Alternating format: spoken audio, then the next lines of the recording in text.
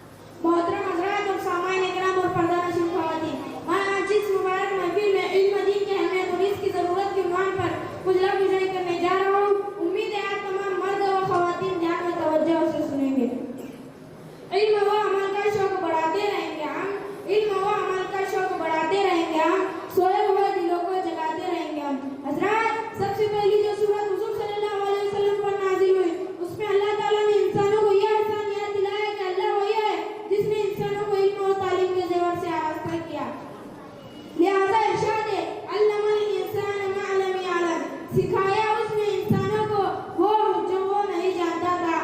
इस्लाम उन सारे उलूम और फनून को सीखने और हासिल करने की इजाजत देता है जिसमें इंसानी भलाई और समाज में तरक्की होती हो। इस्लाम में दीनी तालीम को सबसे अहम और सबसे बड़ा फरीज़ा करार दिया है। इल्म दीन की तहसील हर मुसलमान मर्द हो या औरत फर्ज है। हदीस में इरशाद है तलबुल इल्म फरीज़तुन अला कुल्ली मुस्लिमिन व मुस्लिमा, कि इल्म दीन का हासिल करना हर मुसलमान मर्द व औरत पर फर्ज है जिनकी आमतौर से जरूरत पड़ सकती है, यानी हलाल व हराम, जायज व नाजायज का सही तरीके से मालूमात हासिल हो जाए। इल्म दीन की हासिल करने के हदीस में बहुत से फजीलत